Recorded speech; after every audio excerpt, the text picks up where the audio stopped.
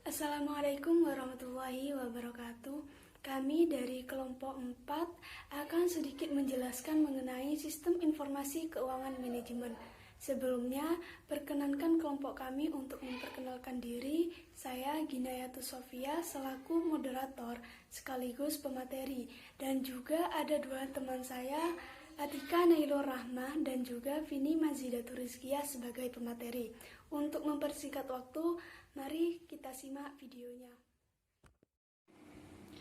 Baik, saya akan menjelaskan mengenai analisis rasio.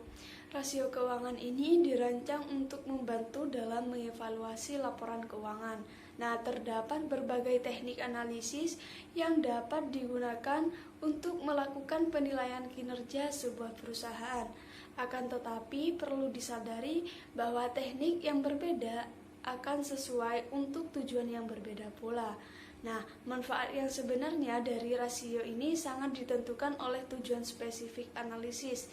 Lebih lanjut, rasio-rasio itu bukan kriteria yang mutlak.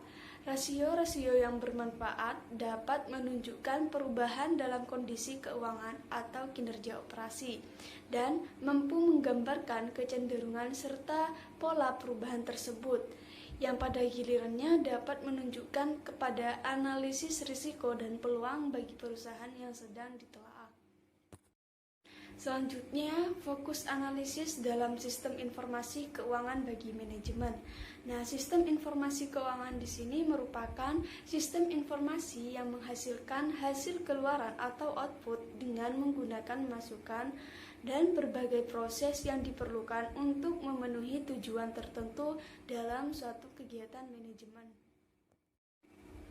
Kemudian, tujuan umum dari sistem informasi keuangan bagi manajemen yaitu yang pertama, menyediakan informasi yang dipergunakan di dalam perhitungan harga pokok jasa, produk, dan tujuan lain yang diinginkan manajemen. Yang kedua, menyediakan informasi yang dipergunakan dalam perencanaan, pengendalian, pengevaluasian, dan perbaikan berkelanjutan. Yang ketiga, menyediakan informasi untuk pengambilan keputusan. Nah, ketiga tujuan tersebut menunjukkan bahwa manajer dan pengguna lainnya perlu memiliki akses ke informasi akuntansi manajemen dan mengetahui bagaimana cara menggunakannya. Informasi akuntansi manajemen dapat membantu dan mengidentifikasi suatu masalah, menyelesaikan masalah, dan mengevaluasi kinerja. Selanjutnya, proses manajemen dalam sistem informasi. Yang pertama, perencanaan. Formulasi terinci untuk mencapai suatu tujuan akhir tertentu adalah aktivitas manajemen yang disebut dengan perencanaan. Oleh karena itu, perencanaan mensyaratkan penetapan tujuan dan identifikasi metode untuk mencapai suatu tujuan tersebut. Yang kedua, pengendalian. Setelah suatu rencana dibuat, kemudian rencana tersebut harus diimplementasikan dan manajer serta pekerja harus memonitor pelaksanaannya untuk memastikan rencana tersebut berjalan sebagaimana semestinya. Kemudian yang ketiga, pengambilan keputusan. Nah, dalam proses pemilihan di antara berbagai alternatif ini disebut dengan proses pengambilan keputusan. Fungsi manajerial ini merupakan jalinan antara perencanaan dan pengendalian, yang mana manajer harus memilih di antara beberapa tujuan dan metode untuk melaksanakan tujuan yang dipilih tersebut, dan hanya satu dari beberapa rencana yang dipilih. Baik, materi selanjutnya yaitu mengenai rasio keuangan dan penganggaran. Analisis rasio keuangan merupakan bagian dari analisis keuangan. Analisis rasio keuangan ini adalah analisis yang dilakukan dengan menghubungkan berbagai perkiraan yang terdapat pada laporan keuangan dalam bentuk rasio keuangan. Nah, menurut Wild, analisis rasio dapat mengungkap hubungan penting dan menjadi dasar perbandingan dalam menemukan kondisi dan tren yang sulit untuk dideteksi. Dengan mempelajari masing-masing komponen yang membentuk rasio. Rasio keuangan digunakan untuk mengevaluasi kondisi keuangan perusahaan dan kinerjanya. Nah, dengan membandingkan rasio keuangan perusahaan dari tahun ke tahun dapat dipelajari komposisi perubahan dan dapat ditentukan apakah terdapat kenaikan atau penurunan kondisi dan kinerja perusahaan selama waktu tersebut. Nah, selain itu, dengan membandingkan rasio keuangan, terdapat perusahaan lainnya yang sejenis atau terdapat rata-rata industri dapat membantu mengidentifikasi adanya penyimpangan. Nah, menurut Harhab, rasio keuangan adalah angka yang diperoleh dari hasil perbandingan suatu pos laporan keuangan dengan pos lainnya yang mempunyai hubungan yang relevan dan signifikan. Menurut Kashmir, rasio keuangan merupakan indeks yang menghubungkan dua angka akuntansi dan diperoleh dengan membagi satu angka dengan angka yang lainnya dalam satu periode maupun beberapa periode. Rasio keuangan dirancang untuk membantu dalam mengevaluasi suatu laporan keuangan. Nah, menurut Kashmir, jenis rasio keuangan ini terdiri dari yang pertama yaitu rasio keuangan likuiditas. Rasio likuiditas adalah rasio yang menggambarkan kemampuan perusahaan dalam memenuhi kewajiban jangka pendek. Nah, jenis-jenis dari rasio likuiditas ini ada 5, yaitu yang pertama rasio lancar atau current ratio. Merupakan rasio untuk mengukur kemampuan perusahaan dalam membayar kewajiban jangka pendek atau utang yang segera jatuh tempo pada saat ditagih secara keseluruhan. Jenis rasio likuiditas yang kedua yaitu rasio cepat atau quick ratio. Merupakan rasio yang menunjukkan kemampuan perusahaan dalam memenuhi atau membayar kewajiban atau utang lancar dengan aktiva lancar tanpa memperhitungkan nilai perusahaan. Jenis rasio likuiditas yang ketiga yaitu rasio kas atau cash ratio. Merupakan alat yang digunakan untuk mengukur seberapa besar uang kas yang tersedia untuk membayar utang. Jenis rasio likuiditas yang keempat yaitu rasio perputaran kas. Merupakan rasio yang mengukur tingkat kecukupan modal kerja perusahaan yang dibutuhkan untuk membayar tagihan dan membiayai penjualan. Nah, jenis rasio likuiditas yang kelima atau yang terakhir yaitu inventory to net working capital. Merupakan rasio yang digunakan untuk mengukur atau membandingkan antara jumlah persediaan yang ada dengan modal kerja perusahaan. Rasio keuangan yang kedua yaitu rasio solvabilitas. Rasio solvabilitas yaitu rasio yang digunakan untuk mengukur sejauh mana aktiva perusahaan dibiayai dengan utang. Nah, jenis-jenis rasio solvabilitas ini ada 5. Yang pertama, debt to asset ratio, yaitu rasio utang yang digunakan untuk mengukur perbandingan antara total utang dengan total aktiva. Jenis rasio yang kedua yaitu debt to equity ratio. Merupakan rasio yang digunakan untuk menilai utang dengan ekuitas. Yang ketiga, long term debt to equity ratio, yaitu rasio utang jangka panjang dengan modal sendiri. Nah, yang keempat, times interest earned, yaitu rasio untuk mencari jumlah kali perolehan bunga. Dan yang terakhir yaitu fixed charge coverage, yaitu rasio yang dilakukan apabila perusahaan memperoleh utang jangka panjang atau menyewa aktiva berdasarkan kontrak sewa. Selanjutnya, jenis rasio keuangan yang ketiga yaitu rasio aktivitas. Merupakan rasio yang digunakan untuk mengukur tingkat efisiensi pemanfaatan perusahaan, penjualan, persediaan, penagihan piutang, dan lain sebagainya, atau rasio untuk menilai kemampuan perusahaan dalam melaksanakan aktivitas sehari-hari.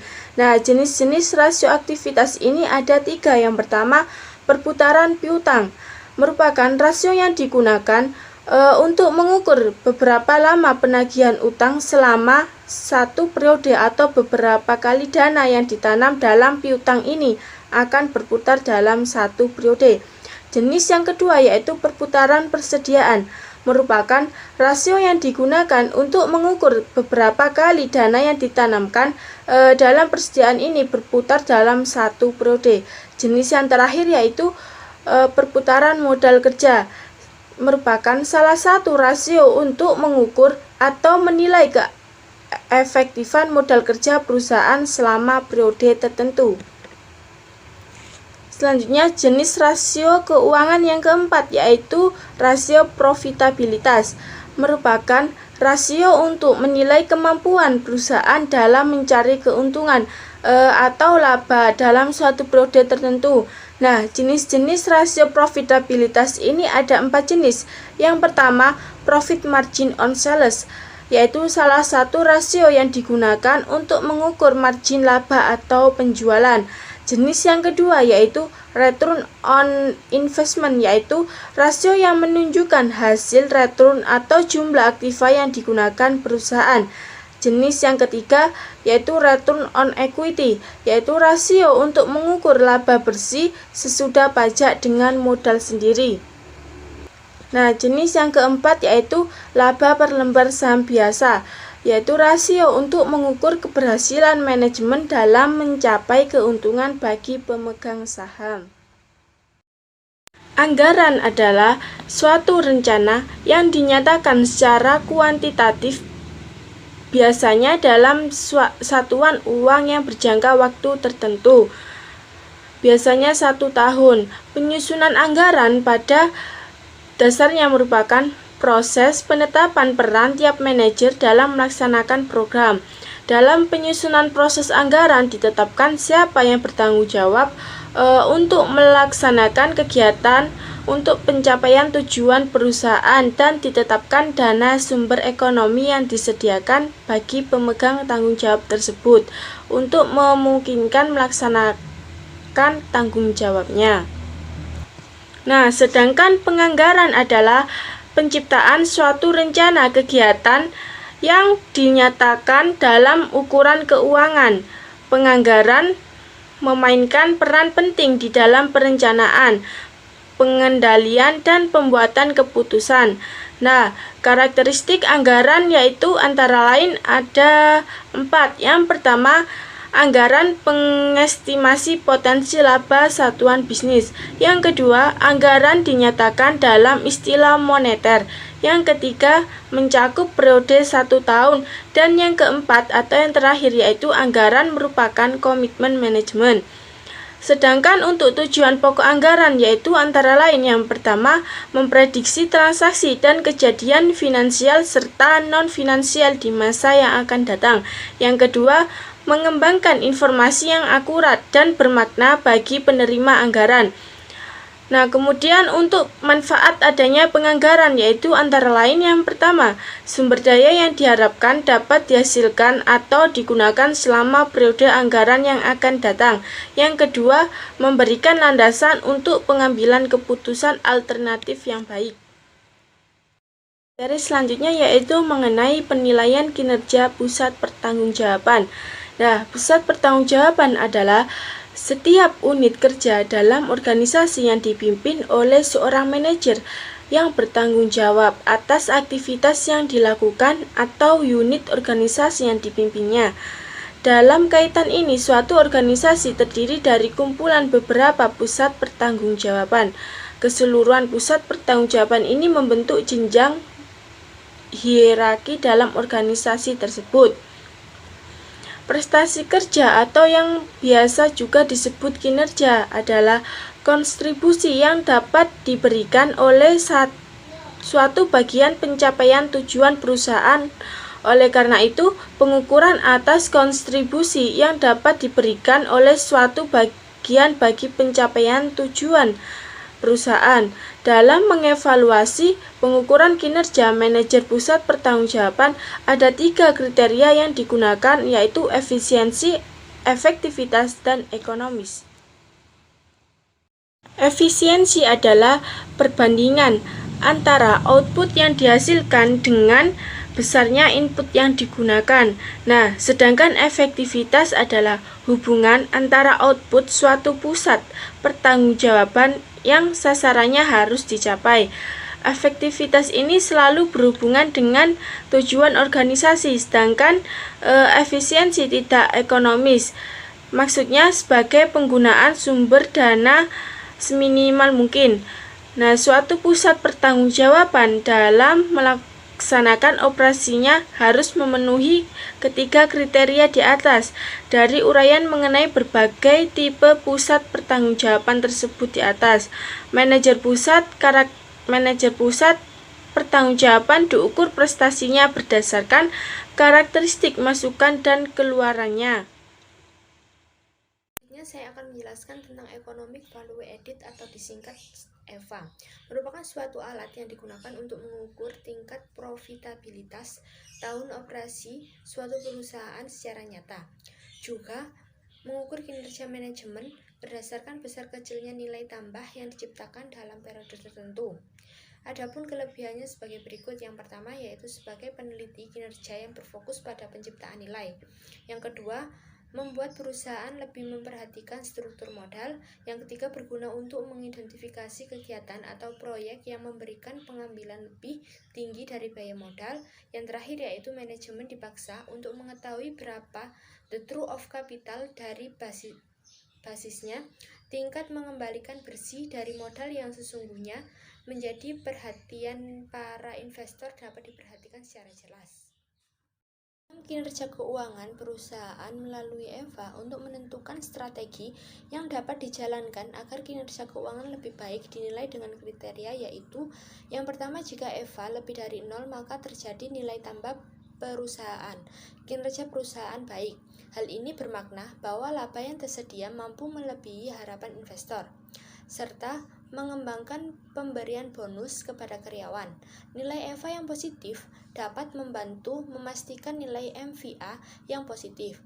Jadi, nilai ini berguna sebagai panduan untuk menghitung suatu kompensasi yang wajar bagi manajer divisi sekaligus manajer puncak perusahaan.